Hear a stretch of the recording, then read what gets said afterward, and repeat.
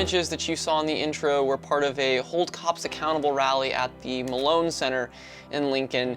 And one of the people there was John Leonard Harris, who's a community organizer and pastor and pretty much does a little bit of everything in the black community in Lincoln. So luckily I got to spend some time talking to him, but before we get into that great interview, here's my Runza review.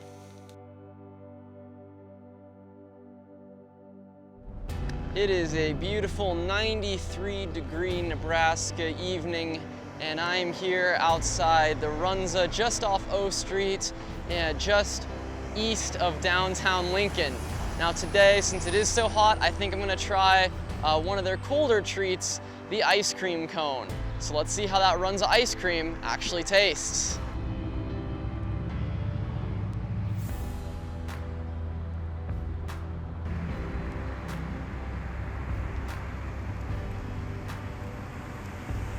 So this review is going to be a little bit different because it is 95 or 96 degrees outside, depending on which thermometer you ask.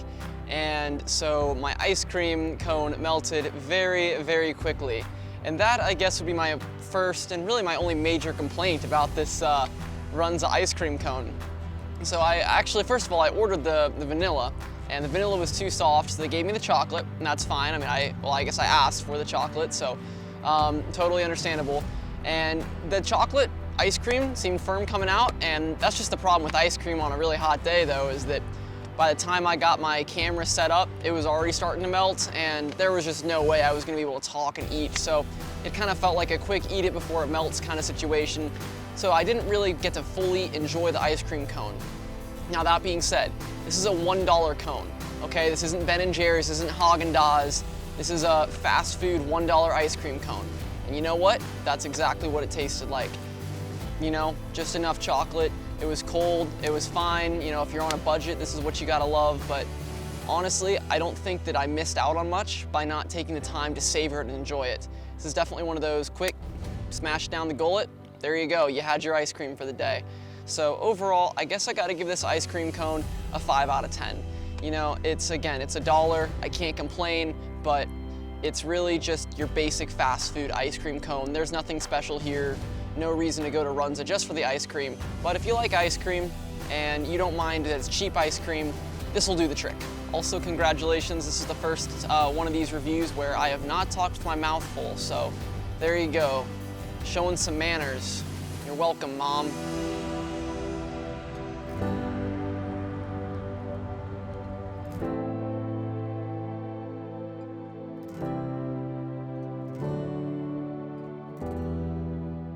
So now for the main event of this episode, my interview with John Leonard Harris.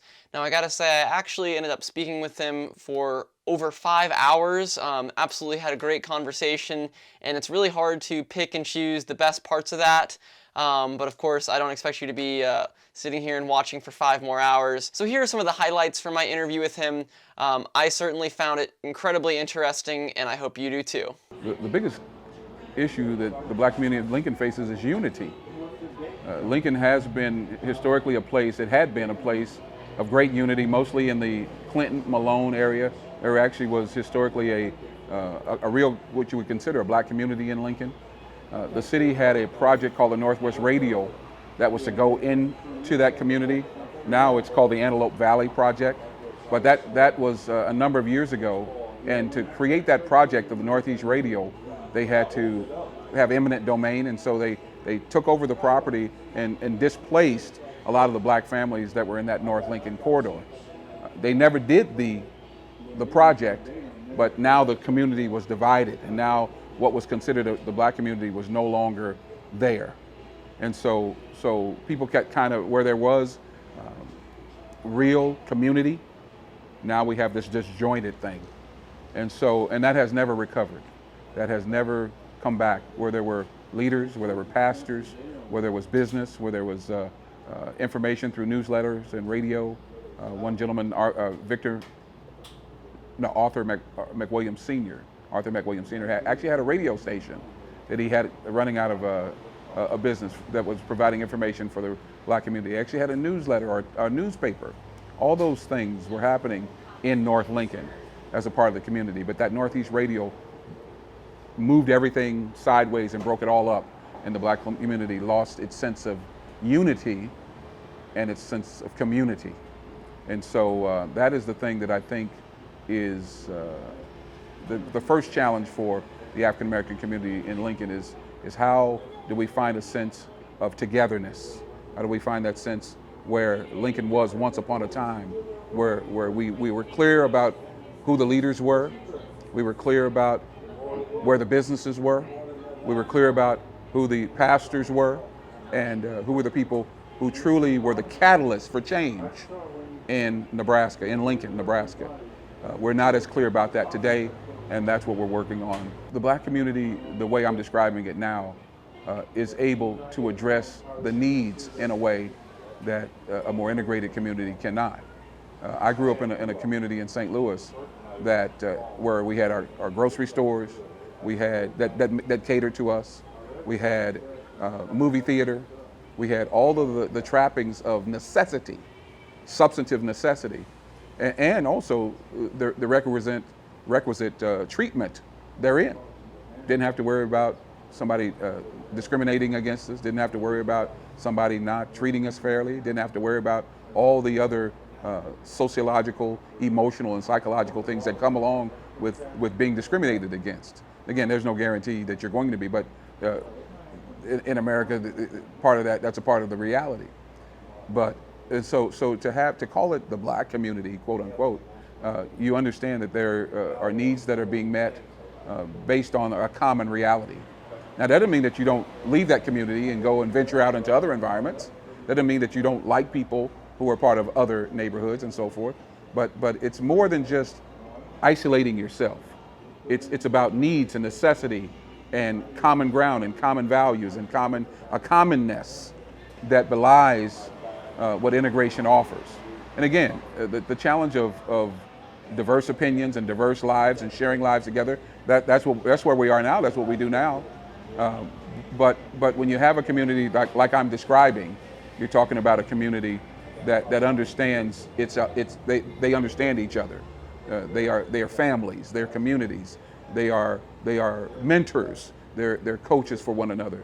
They're people who police themselves. So much so that growing up, I didn't have to worry about the police. I had to worry about the moms on the neighborhood. I had to worry about the women next door who would tell my mom what I was doing if I was out of line. God forbid the police show up. I didn't worry about them. I was worried about these women and their willingness to turn me in if I was out of line. But that was a part of it. And so to that degree, that's the kind of community I'm talking about. A caring community, a compassionate community, a mentoring community.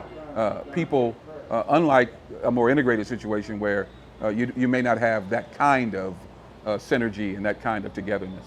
Well, the first challenge is to be proactive.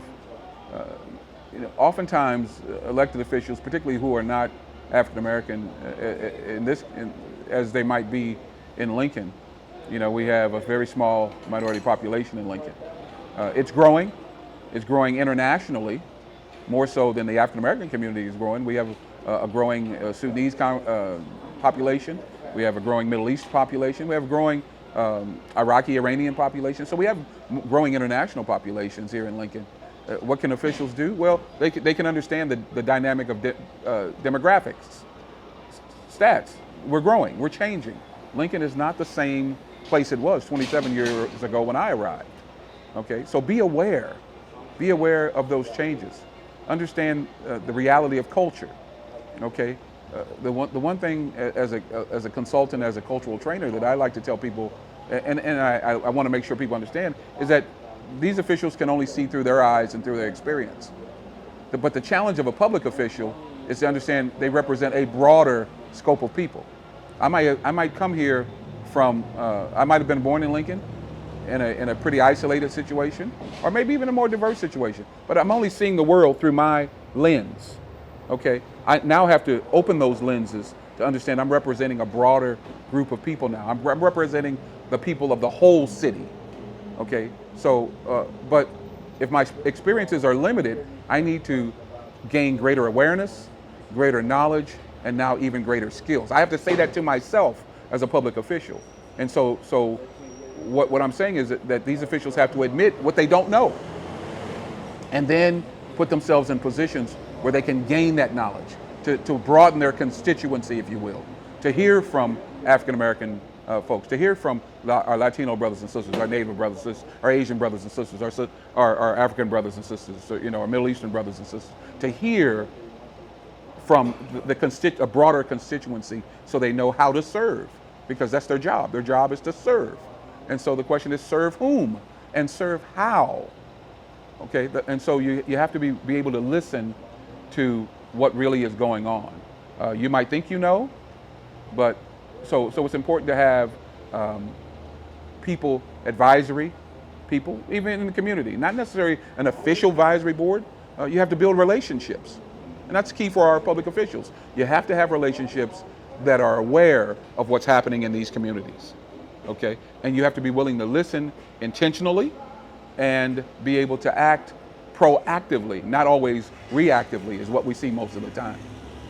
And let me say this, Dr. King, again, I venture into his teachings so often because I read a lot of his work. He said that when he was trying to get legislation passed federally, it was because there were people, obviously, who didn't want integration. They didn't want black people to be involved in the life, liberty, and the pursuit of happiness. They wanted to prolong segregation. They wanted to do all of these things. And so he said something very interesting. He said, we need legislation. We need structural and systemic changes in the way we do things, in the laws, not necessarily to change the heart, because these laws won't do that, but to restrain the heartless. So the people who would perpetuate segregation, the people who would perpetuate bigotry and racism, those people can't be restrained because we tell them to, but they can be restrained because of the law. And so that's why we need laws in place at the state and the local, the state, and the federal level to make sure we're clearly identifying what the wrong things are and then systemically holding people accountable. Well, we're talking, okay? We're talking. And we are moving past, well, let me say it this way. Whenever you have these kinds, whenever you have movements of this kind, you have three phases going on. Okay, the first is that of an outcry. People wanting to acknowledge that something is wrong. Okay, something is wrong. And so there's an outcry. Oftentimes that outcry moves into an outrage. Okay, you see the injustice and you get mad about it. You're upset. And that's what happens, particularly for people like me and for the young people we see marching on the streets. The question then becomes, after that outcry and that outrage, what is the outcome? Okay, how can we move that outrage? How can we move that anger? How can we channel it in a direction that gets us an outcome? And so the question is, what do we want that outcome to be? And those are the things we're still working on. So Lincoln, to a greater degree, is listening in that way. People are coming together. Again, it's unfortunate that it takes such a dramatic thing to make people want to come together, but it's beginning to happen nonetheless. And so people are listening. The mayor, the chief of police, and those individuals are more concerned, I think, genuinely about resolutions than just covering over the things and passing the buck, if you will. And so we have some people, I think, who are genuine and authentic in that regard. They have to be even more willing to go the distance, if you will. Okay, it's one thing to start, it's another thing to finish. So it's one thing to have commitment, it's another thing to have conviction, to believe that we have to go the distance. And so this isn't going to be easy. And that's the thing we need to understand. This is a marathon, it's not a sprint. We're going to hurt before we heal. Okay, and I think right now we're realizing the reality of the fight that it's going to take to make substantive, systemic, structural change. And we need to throw those S's in there. Structural, systemic, substantive change. And I think we're at a place now where people are willing to sit down and do that. That's the good thing. So on that note, that's going to be it for this episode of my Runza road trip. Catch me next time where I talk with a state senator and visit the 70th and Van Dorn Runza in southeast Lincoln. Thanks for watching.